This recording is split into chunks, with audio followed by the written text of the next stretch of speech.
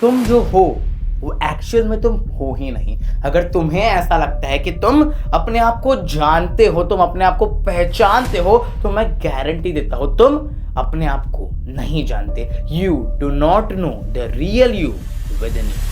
तुम्हें ऐसा लगता है कि तुम अपने आप को कंट्रोल कर रहे हो, तुम अपनी लाइफ को कंट्रोल कर रहे हो, पर सच ये है ये सब तुम कर ही नहीं रहे हो। तुम बस रिएक्ट कर रहे हो, रिपीट कर रहे हो और एक जैसी पर्सनालिटी को जी रहे हो, जो पर्सनालिटी, जो जिंदगी तुमने कभी खुद बचपन से तुम्हें ये सिखाया गया है कि गुस्सा करना गलत बात है, ज्यादा बोलना गलत बात है, खुद के बारे में लोगों को बताना ये एक सेल्फिशनेस है, खुद के बारे में ज्यादा सोचना ये एक सेल्फिशनेस है। और ये सारी बातों को ध्यान में रखकर तुमने अपने आप को एक बाउंड्री में रखा है, तुमने अपने आप की लिमिट्स बना ली है। कार्ल जंग कहता है every human hides his shadow.